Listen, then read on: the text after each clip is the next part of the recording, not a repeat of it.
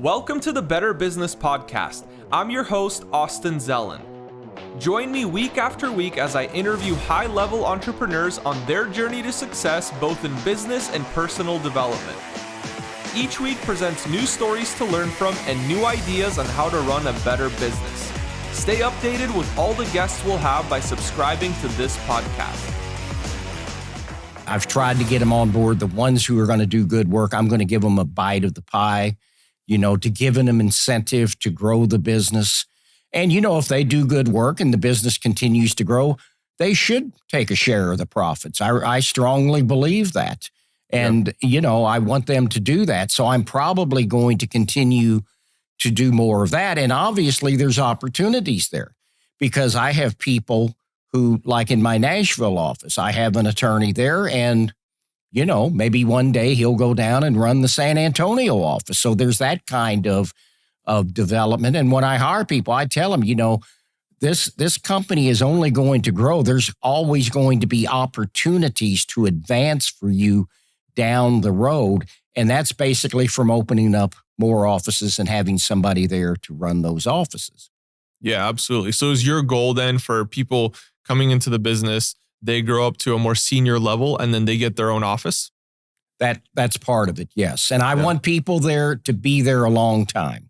Yeah. Because there's a lot of cost to training people. Mm-hmm. And I've had some situations recently where people just didn't pan out. And I can't blame it all on the millennials because I've had a 60 and a 65-year-old that really didn't want to work either. So it's not a generational thing. I think it's a mindset thing. Yeah. No, definitely. Yeah. And I mean, there's just some people that, it's not the right fit for them. So it just happens. So if you're analyzing your business, if you're going to go today and analyze what to improve, what would you do? Yeah, I think we talked about it a little bit earlier, but the profit margins, I would say, is the most important thing. A lot of businesses, before we paid attention to it, we were operating on like 50% gross profit margins, which until I broke down the numbers and really understood how important it is to the business, like I would say that's the number one thing. Like there's no other way that you're like, if your goal is to just be, a small business, you don't want to scale up and, maybe sell someday and stuff like that. Like, sure, maybe 50% gross profit margins are okay. But if you want to create a big business, like if you want to scale up, like there's no other way around. You need 70% or higher gross profit margins, unless you're getting funding but if you're just bootstrapped, like you need high gross profit margins. Reason being is because you need to reinvest that money into acquiring new customers. If you don't have that, 10 to 20% on your gross revenue to put into marketing or referrals or whatever source of acquiring new customers, like that's just coming out of that. So imagine if you're making 50%, you spend, 10 to 20%. Now you're down to 30% gross profit.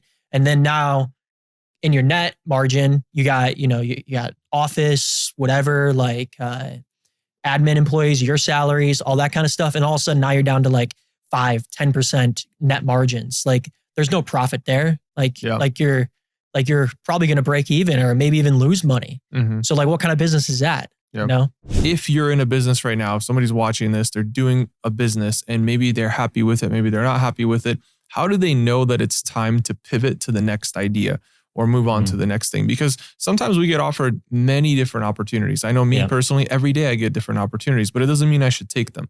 So how do you know when it's time to pivot to that next opportunity? Yeah, that's tough, man, because it's case by case, right? So it's like, there's the shiny object syndrome, right? Opportunities all the time. You don't want to just jump into a bunch of things, right? So I think it comes down to knowing that you have a core offer that solves a problem that gets the result people want, right? And that also helps humanity grow, right? Because at the end of the day, all humans, men and women want to have more life, right? They want to have better dinners. They want to have better lifestyle. They want to have more abundance. They want to have, better family, right? So they want more life, right? So if you're designing a product or you have a product that generates more life for these people, right? A better lifestyle, more value, that's what you should be leaning into, right?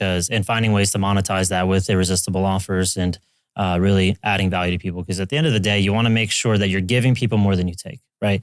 Even if it's fine, you have a high ticket product, you might not be able to give them more money, depending on your product. I mean, if you're investing space, maybe, right? But you might be able to give them more ideas that generates more business, kind of like you're doing here, right? So it's like, it's not necessarily about the monetary value. It's about the value, the intangible value that you're getting. You know, that's a $3 audiobook can give you crazy momentum and results, right? So it's like, you know, was it that exchange, that $3 worth the amount of money you made from that knowledge, right? So it's just like, how do you provide as much value, intangible value to people without getting shiny object syndrome, right? Because that does happen, right? Like you said, you experienced a lot of opportunities, and if you take all these opportunities, you're scattered, and you'll learn that in Straight Line Leadership when you read it. But if you're scattered, you don't have the laser-like precision. You're not going to cut through steel like a laser beam, right? Like I think the metaphor is that a laser beam has the same wattage as a light bulb, right? The light bulb is scattered. The laser beam pierces through steel, right? So it's like, where is your focus and what are you focused on? Just make sure that it's adding more value to people. It's adding more life to people with gratitude and love. And if you're doing that and you're aligned with things that you love to do, I genuinely believe that you should go all in on that. You know, when it comes to investment opportunities and you're not spending a ton of your time, I mean, that's potentially fine depending if you know the market and the things you're investing in. As you were growing your company, how much would you say was like you and the co-founder just deciding things and figuring things out? And how much of it was you hiring external consultants to come in and help advise you on how to run the business? Yeah, that's a good question. I think if we we didn't raise money. We bootstrapped the business for a long time. We actually didn't raise our first big round of capital until last year. And before that point, bootlegging was great because we were able to obviously learn all the nuances of a business and keep a lot of our equity. And we own the majority of the business still between Ryan and I. But we could have learned faster and we could have made more mistakes earlier to have faster learnings if we raised money and if we brought outside consultants in. So I know it's not really maybe the precise answer you're looking for, but there's specifics. Like if you don't know anything about marketing, and a lot of founders fall into this mistake where they think they know so much about marketing, there is a strategy to finding consumer insights, laying strategy out, targeting ROI in the right way that I think a high-level consultant there could really, really help accelerate whoever's business is.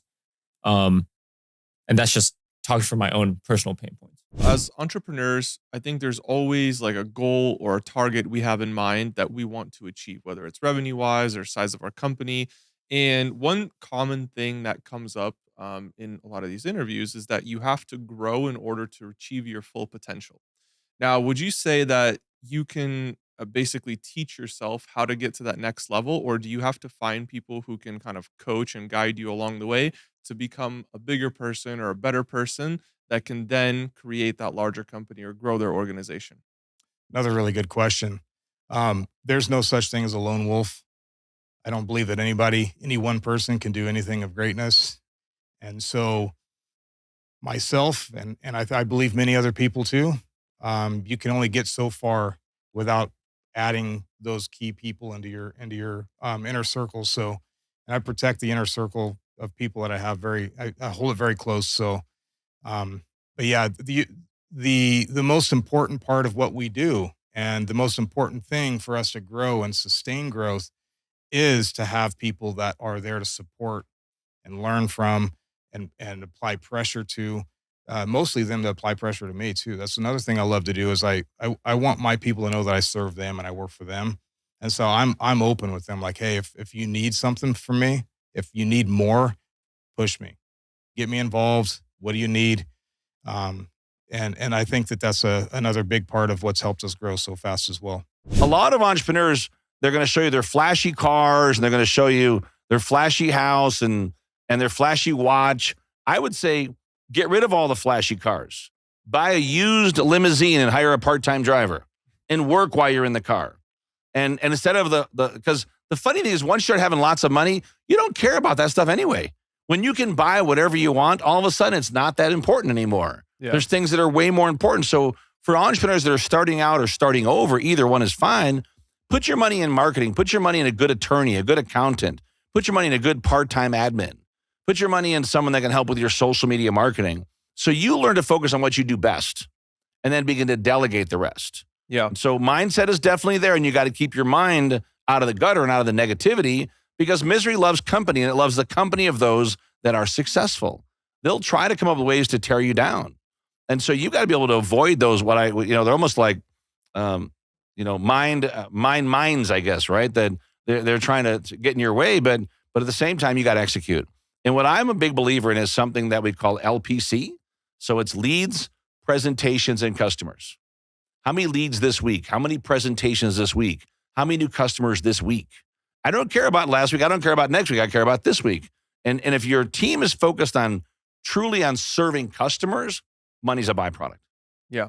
Absolutely. Not the other way around. How do you surround yourself with people who inspire you? There has to be some people that are like mentors or people you look up to. How do you find ways to surround yourself with those people? I think that's a challenge as you become successful in your industry, because it's lonely at the top, right? So that's a great question. I think things like this, thinking outside the box, coming to a podcast, meeting people like yourself. There was a couple gentlemen that I met in the green room, we'll call it, who really got me thinking outside the box as far as inspiration and like depth of business and also life and philanthropy. So I think it's having that kind of like green and growing mindset where you're open to showing up to different things, and meeting different people. I wish I read more. It's one of the things that I do want to do more of, is like actually reading more and more books. But it's for me, it's like different organizations and kind of just trying to stay close to people that are doing what you're doing bigger. And we've got a lot of clients and friends that are billionaires, frankly, in multifamily. So really spending time with them, taking them for coffee, picking their brain, there's a lot of juice in that too. But to be honest, I probably want to be around more influential people. And so as you're developing that winner's mindset, what are some places that you look to that you can learn from? Is it just mentors? Is it maybe certain educational programs or books? Where have you learned the most? I've learned the most by just cultivating an environment of success, including my friends who I spend my time with, obviously books that I read, events that I attend, masterminds that I'm part of. I spend multiple six figures a year just to be around people that are making way more money than me, right? I'm not at the bars. When I was in the military, I was hanging around with the wrong friends. It was about who was dating who, who's cheating on who's going to buy the next round of drinks, right? Now it's all about what's the next, 8-figure deal we can engineer, who do we need to do and cut our social media, right? It's all of these types of conversations now. So cultivating the environment for success, guess who's responsible for that? You. You're 100% responsible for your circle. If you allow people in your circle, that's not adding to your life. That's no one's fault but you. You got to wake up every day and you got to look in the mirror, and you can't look through a window. Most people want to look through a window and say, hey, it's his fault. We have this victim mentality. No, look the person in the mirror. This is your fault. Step up. You got to change your own life. And it starts with the people that you wake up with every single day and hang out with. So get around mentors, get around coaches. I tell my community all the time, I have events all the time. Like, come be and network and be in the room with people that are successful. I have people that have made multiples 8 figures in our coaching company. I'm like, come meet these people and learn from them. Like, they inspire me. Like, I've done incredible things, but look at these guys. They've gone on and taken my methodologies and foundation and built crazy companies that have exceeded my company, and that you want that to happen, right? You want the mentee to outshine the mentor, right? Bruce Lee defeated his mentor, right?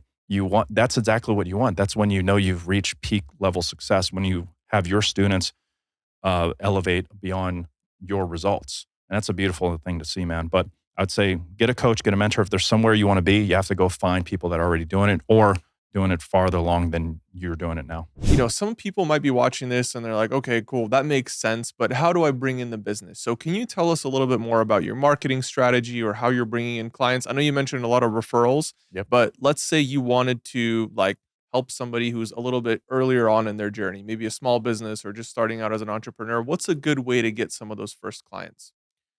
I think a good way to get some of those first clients is to come up with a way where you can give them really an irrefusable offer, something that's just such a no-brainer. Like, why would they not do it, right? Like our model, right? I mean, like we're like literally, if you qualify for this program, you're going to get the best in the business with this kind of track record of success, helping other people, helping other companies, right? To basically get what they desire, right? You know, and you're going to get to have us as an extension of your staff, right, at no cost. So that's basically an example of a irrefusable, you know, too good to be true offer, right? You know, where it's like something that you give so much to them and over deliver, right? That they can't, if they're smart, they're not going to do anything but say yes to you, right? And then you build on that foundation, and then now they're a referral for you, right? And they can be somebody who says, no, working with this company's amazing, right? And they over delivered and they had our best interest. And now you've got a handful of initial customers that you can use as the foundation to prove to your clients, your future clients, the value that you're going to bring to them as well. But if somebody's watching this and maybe they're still operating their own business, what are some ways that they can become obsessed with the business? I think finding new ways to look at the business. I wrote a book called The Origin of Opportunity, and one of my sections is about love. I find new and different ways to love my wife every day, right? So I don't expect her to be a certain way. I look for new ways that I can love her that day, whether she does something interesting or whatever. She just is so fascinating to me as a human being. I look at the same thing with like business. What's interesting? What's changing? She has a PhD in artificial intelligence. So she'll constantly run to me with new ideas of stuff. And we just, AI is so interesting, right? The convergence of all this stuff. So we're just so fascinated. Then you take that AI, like right now, whatever business that you're in, you could be obsessed about integrating AI into your business or integrating funnels into your business or adding an educational component to your business or adding different, horizontal or vertical businesses that you can attach to your business that could make it more fun. Like business is fun. It's a game. Yeah. Life's a game. So if you get in there and you play business like a game and you like every day you're going to have your win, your L's and your W's, that's what it's about. Get in there and play the game. There's plenty of days, I go home with a big L, but I don't give up. That's the only way you truly lose or, is if you quit. Yeah, definitely. I mean, the way I see losing is it's learning opportunity. Either I won and I got my desired outcome or I learned a valuable lesson. But the only way that I can truly like lose is if I give up. And totally agree with you on that. Have you ever considered potentially using AI in other parts of your business as well? A little bit, yeah. I mean, we use it like it's very lightly, So more like a supportive role. You're not really like replacing people. Yeah, it's more to like help people work more efficiently, I think. Yeah. I mean, I use it all the time. Like I do these ad breakdowns every single week for our community. And basically I have the documentation so perfected because I've done it so many times myself that I put that documentation into, ChatGPT. I got a bunch of like pages and like a PDF document of all these like, examples of it. And then I have all the principles, and now ChatGPT pretty much writes it out in the word choice that I would use with my breakdown examples, all that kind of stuff for new videos. So it breaks down the videos for me. So I just get a script spit out. So now I just read that script off versus having to do anything myself. Yeah.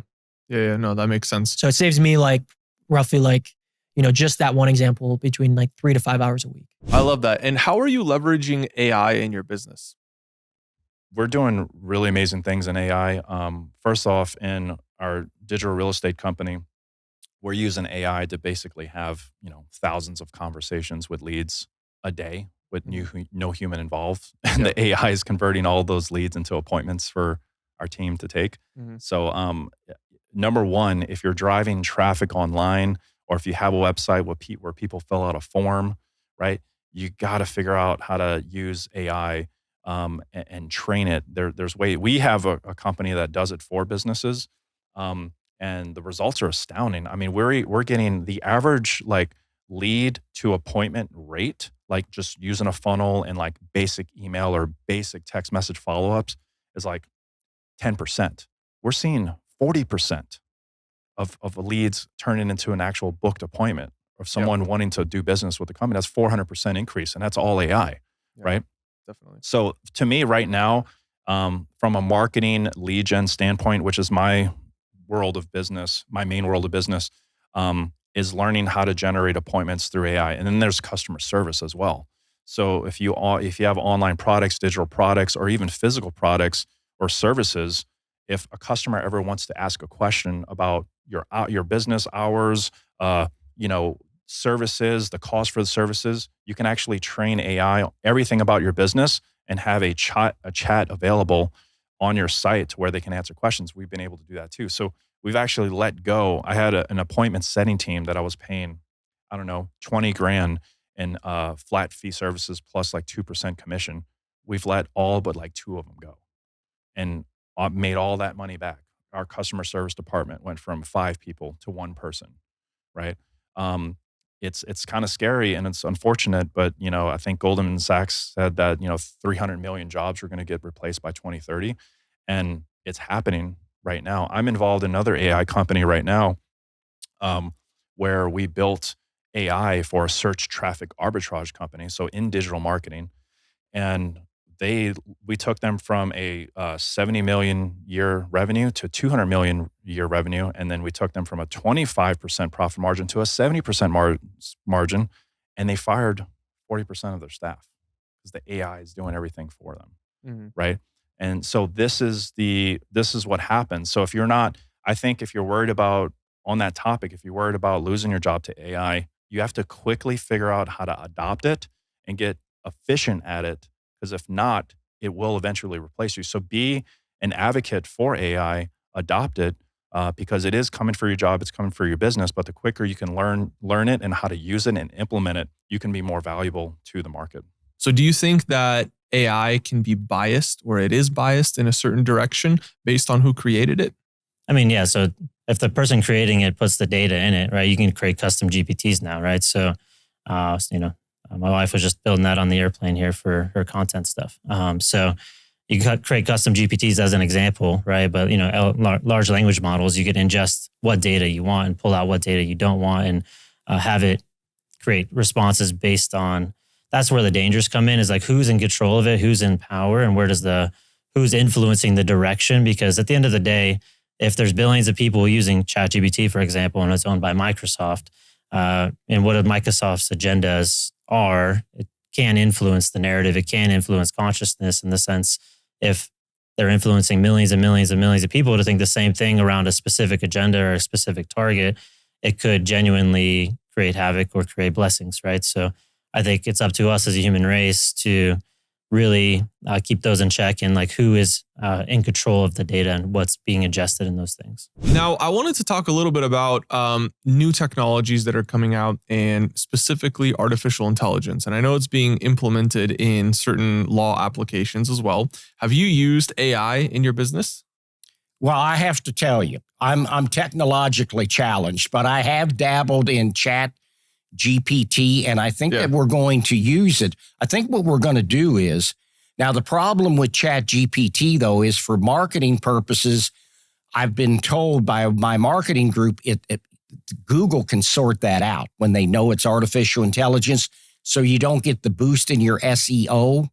But we're still gonna do blog posts, and some of them are going to be chat GPT generated, but we're going to have to make changes to it because chat GPT is not 100% accurate, but it's a good start. The other thing that we're going to use it for, I'm going to do much more video in the future in terms of marketing, and I'm going to get topics. I'm going to get scripts for like a minute commercial that I'm going to be able to use in my marketing from chat GPT. Now, obviously I'm going to review it, and if I don't like something, I'm going to change it or I'm going to add something to it, but it saves a lot of time when you do that. Yeah. No, definitely. I agree with you. And it's cool to see that people are realizing the value of artificial intelligence. And especially, like you said, just to get a starting point, even if we're just writing something, we need to write an ad or some copy or a blog post, we can use ChatGPT as a starting point. Right. And then we just kind of tweak it and, Sure. And fix it up to do what it needs to do. And that's interesting that you have already noticed that Google will not give you the SEO boost if it's ChatGPT generated. So that's definitely something to consider. I think that any entrepreneur, if they're totally relying on artificial intelligence, they should know that maybe their blog posts or their website or whatever is going to be a little bit suppressed because they're not writing these things themselves. Right. So, and I think it's a great tool to utilize. I don't know that it's ever going to replace, maybe for certain things it will eventually replace them. Yeah. But for people who are in a service-oriented industry like I'm in, I don't think it's going to replace us. It can certainly save us time. It can certainly help streamline the process for it, but I don't think it's going to totally take over the industry. if somebody's looking to buy a business, are you like, where are you sourcing them? Are you going to brokers? Are you looking on Facebook or Craigslist? Really everywhere. Yeah. So I think the best place is to go to the business you want to buy. Gotcha. So you identify a business that you want and you just go make them an offer. Go knock on the door. Yeah. Talk to the owner. Yeah. Tell them you've always wanted to do this business. Yeah. You've always wanted to do this business. It's like music to the ears typically. Yeah. Right. And they're looking at, oh my God, I could have a sale here. Yeah. Right. Maybe I could sell my business. And you listen, you talk to them, listen to their story, where they want to go, what they see in their future. Maybe you buy the company in a year. Yeah. Maybe you work there for a year and then buy it from him, Mm-hmm. or her. Let's say, for example, they plan to exit in 2 or 3 years. Yeah.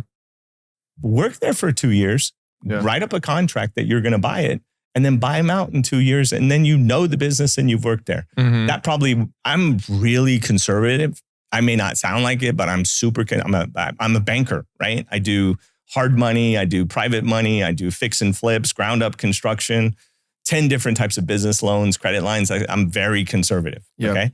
That to me is the most conservative approach. You'll probably get the most truth there. Yeah. Then a lot of the retail sites like Biz Buy Sell and BizQuest and a lot of the sites, by the time they get there, they're puffed and they're just, and then you're dealing with brokers, and brokers have their own agendas. A lot of them have never ran a business before. They're a real estate agent that couldn't make it, and they're trying to sell a business. They've never operated a business. They were barely made it through the P&L and the income statement and cash flow statements to be able to even value a company.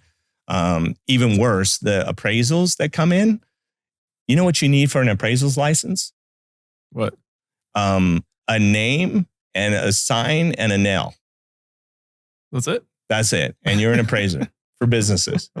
That's it. Wow. You need a sign and a nail. Wow. And you're in business. I'm not kidding. Man, I love the honesty here. It's just like, I mean, it's the just Wild lay it all West. out, Yeah. man. No, I love it. I love it. I think it's great.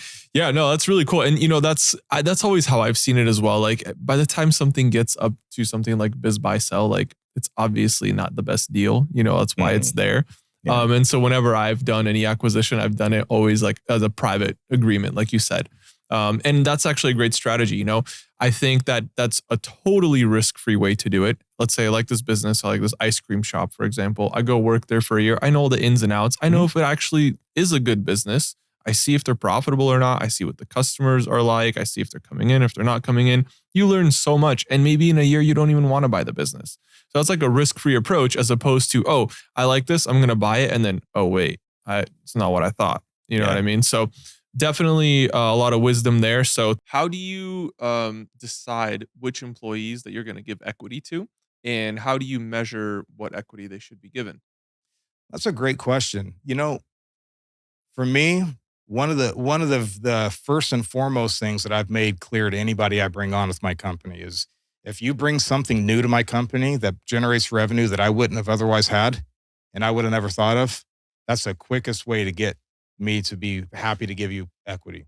Like you bring in a new product that I don't know anything about because I've only learned so many products through my lives. And you bring this thing on, you onboard the vendors, you onboard the contractors, you onboard all this, everything that's required to pull that new product off. That's like a shoe in for me. Like that's an easy no brainer. outside of that, I think it's longevity. I think it's people that, you know, you can count on, you know, like you can count on them like as if they're your, you know, like they're your father, you know, they're there for you. And so that's another big part of it as well. KPIs are going to be a big part of that as well. You know, just because employees are great people, they show up on time all the time. They have a smile on their face. Everybody enjoys being around them. That doesn't mean that they're worthy of having equity in your company. They need to be able to produce. They need to be able to replicate. One of the biggest things for me with that too, is replication's a huge thing. So the more dispensable you make yourself, the more valuable you are to the company. So if you make it to where I can remove you because you put other people in that function as highly as you do or better, that's where your value comes in.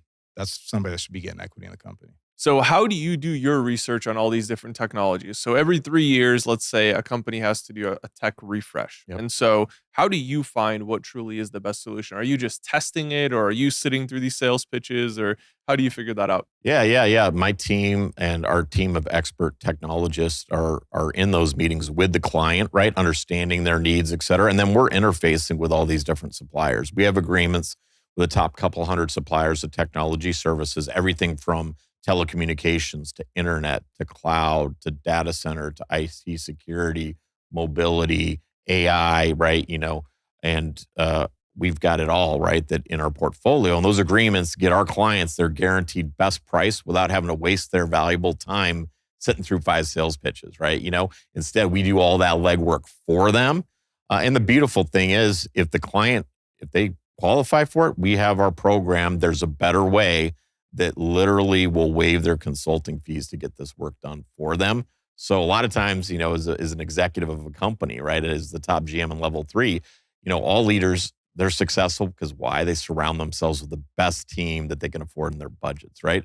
But all of us have probably had an experience where we see a rock star we want to have join our team. We think it's going to be a real difference maker to the bottom line. And yet what they need to be paid is outside of our budget, and we can't afford to bring them on our team, unfortunately, right? Well, Bridgepoint is that resource, that rock star organization. You want that talent on your team as an extension to your staff, and you would think you can't afford us. And you'd be right, because what we bring is very tremendously valuable.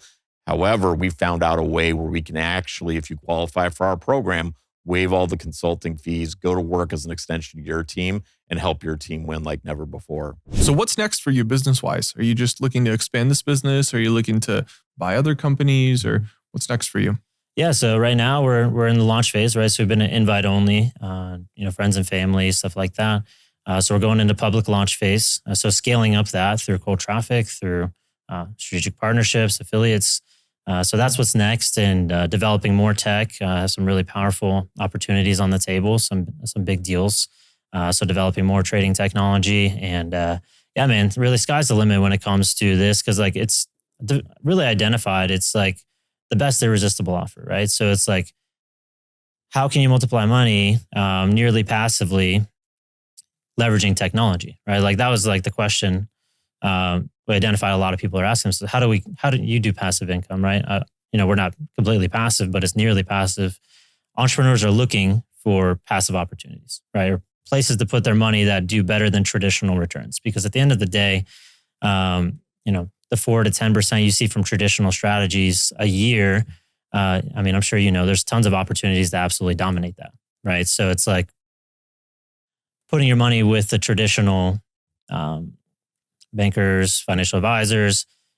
Is that the best case going forward? Is that, you know, diversification, I believe, is the main thing when it comes to finance, and just offering that to people, offering that diversification tool is really what we're most excited about, and what we're seeing a lot of these entrepreneurs be pretty much all in with. So yeah, man, that's what we're focused on.